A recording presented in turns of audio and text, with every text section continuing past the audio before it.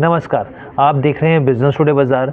मैं हूं हर्ष शर्मा। एक बार फिर आपके सामने मैं हाज़िर हूं बड़ी खबर लेकर। ये जो बड़ी खबर है ये वोडाफ़ोन आइडिया के शेयर से जुड़ी हुई है, इस कंपनी से जुड़ी हुई है। अब खबर क्या है, देखिए हम सब जानते हैं करीब 18,000 करोड़ का एफपीओ आया था और उसको एकदम बम्पर रिस्पॉन्स मिला था। अब उसके बाद क्या नई खबर निकल के आ रही है, यहाँ पर 2 खबरें हैं, यहाँ पर बहुत ही इंपॉर्टेंट खबरें हैं जिसका आपको ध्यान रखना है। पहली चीज़ यहाँ पर एक और नए फंड जुटाने को लेकर है यहाँ पर, और दूसरी खबर बोफा की रिपोर्ट है जिसमें कई अहम बातें की गई हैं और आगे के फ्यूचर प्लान को लेकर कुछ चीज़ें इन्होंने विश्लेषण किया है। क्या है सब कुछ मैं आपको बताऊंगा, लेकिन उससे पहले आपसे गुजारिश है कि हमारे चैनल बिजनेस टुडे बाजार को लाइक शेयर सब्सक्राइब करना मत भूलिएगा।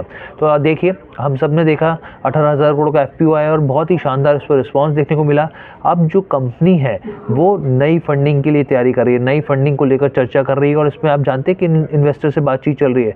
यहाँ पर भारतीय स्टेट बैंक ऑफ इंडिया से बातचीत चल रही है, बैंक ऑफ बड़ौदा से चल रही है, पंजाब नेशनल बैंक चल रही है और इनसे लंबी बातचीत हुई है यहाँ पर कंपनी की तरफ से। और जो ये खबर आ रही है और रॉयटर्स के हवाले से निकल के खबर आ रही है, यहाँ पर जो लोन के ज़रिए करीब करीब 180 करोड़ अमेरिकी डॉलर जुटाने की यहाँ पर चर्चाएं चल रही हैं। यानी कि अगर इसको रुपये के हिसाब से आप तोड़ें तो ये करीब हो जाता है 14,760 करोड़ रुपए। 14,760 करोड़ रुपए जुटाने की तैयारी चल रही है और ये जो पूरा प्रोसेस है इसमें करीब 2 साल में लोन के ज़रिए ये रकम जुटाई जाएगी। यानी कि 2 साल के ज़रिए इस पूरे प्रोसेस में 14,760 करोड़ रुपए जो है वो जुटाने की कोशिश की जाएगी यहाँ पर। अब यहाँ पर कुछ चीज़ें और समझनी चाहिए आपको। यहाँ पर बोफा की रिपोर्ट आई है, बोफा यानी बैंक ऑफ अमेरिका सिक्योरिटीज़ की रिपोर्ट आई है जिसमें उसने कई अहम बातें कही हैं। सबसे पहले तो उन्होंने क्या काम किया है, उन्होंने अभी तक वोडाफोन आइडिया को अंडर परफॉर्मेंस की रेटिंग दे रखी थी, उससे अब उन्होंने स्थिति को बेहतर कर दिया है और न्यूट्रल की रेटिंग दे दी है। यानी यहाँ पर अंडर परफॉर्मेंस की रेटिंग को उन्होंने ख़त्म कर दिया है और न्यूट्रल कर दिया है यहाँ पर अपनी संभावनाओं को देखते हुए।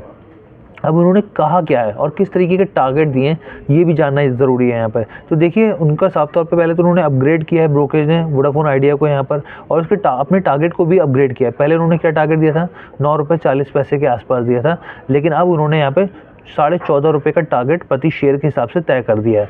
अब यहाँ पर उन्होंने कुछ चीज़ें कही हैं। उन्होंने सबसे पहले ये चीज़ कही है कि जो एफपीओ के ज़रिए पैसा आया है वो 4G जो इंफ्रास्ट्रक्चर है उसको और बेहतर करने के लिए कंपनी के लिए ये एक बहुत ही मील का पत्थर साबित होगा। और साथ ही उन्होंने बोला है कि इससे क्या होगा, कंपटीशन बढ़ेगा, कंपटीशन बढ़ेगा और जो कंपटीशन का फ़र्क जो असर पड़ेगा वो काफ़ी हद तक वोडाफोन आइडिया के पक्ष में भी जाता हुआ दिखेगा। अब इसके साथ उन्होंने कुछ चीज़ें और कही हैं। उन्होंने यहाँ पे कहा है कि वित्त वर्ष 2026 तक के 26 के बाद ही फंडिंग की स्थिति को लेकर स्थिति और ज़्यादा साफ होती हुई दिखेगी। और यहाँ पर उन्होंने देखिए प्राइस का रेट तो बढ़ा दिया है उन्होंने, यहाँ पे जो टारगेट प्राइस है वो तो बढ़ा दिया, लेकिन बाई की रेटिंग नहीं दी है। बाई की रेटिंग देने से वो बचते हुए दिखे हैं। उन्होंने साफ तौर पे कहा है कि FY26 के बाद जिस तरीके से भी फंडिंग की स्थिति होगी उससे स्थिति और ज़्यादा साफ होती दिखेगी। लेकिन यहाँ पर उन्होंने कुछ चीज़ें और कही हैं जो कि आपको टेलीकॉम सेक्टर के पर्सपेक्टिव और वोडाफोन आइडिया के पर्सपेक्टिव से और क्लियर स्थिति समझाएंगे आपको यहाँ पर। पहले उन्होंने क्या किया था, 10 से 15% टैरिफ बढ़ोतरी का अनुमान जताया था, लेकिन अब उन्होंने 20 से 25% कर दिया है। उनका साफ तौर पे कहना है, इस ब्रोकरेज का साफ तौर पे कहना है कि अगर वोडाफोन आइडिया अपना 20 से 25% तक का यहाँ पर टैरिफ बढ़ाता है तो उसका असर किस तौर पे देखने को मिलेगा। एक तो कंपनी के कैश फ्लो में सुधार होगा, जाहिर सी बात है पैसा आएगा तो कैश फ्लो सुधरेगा ही उसके हिसाब से। और इसके साथ ही जो है उन्होंने कहा है कि high margin fibre broadband services का विस्तार होता हुआ दिखेगा दूसरी टेलीकॉम कंपनियों के साथ भी यहाँ पर। लेकिन उन्होंने यहाँ पे ये भी कहा है कि आम चुनाव के बाद ही टैरिफ में बढ़ोतरी होने की संभावना है, उससे पहले नहीं। जब तक ये आम चुनाव हो जाएगा, रिजल्ट्स आ जाएंगे, उसके बाद ही जो टैरिफ प्लान है वो बढ़ते हुए दिखेंगे। और उनको यहाँ पे ये भी कहना है कि कंपनी जिस तरीके से 4G और 5G पे काम करेगी तो उसका असर भी यहाँ पर आगे चलते हुए देखने को मिल सकता है और टैरिफ हाइक से कंपनी की स्थिति जो है और बेहतर होती हुई दिख सकती है। तो ये ओवरऑल 2 पॉइंट्स जो मैंने आपके सामने रखे वोडाफोन आइडिया को लेकर। एक तो फंड रेजिंग को लेकर रखा है, यहाँ पे फंड जुटाने को लेकर कंपनी लगातार कोशिशें कर रही है। अब एक नया प्लान निकल कर आया जिसमें साफ तौर पे मैंने आपको बताया कि state bank of India, bank of Baroda, Punjab national bank से करीब ये 14,760 करोड़ रुपए जुटाने की बातचीत चल रही है और 2 साल का वक्त यहाँ पर लग सकता है।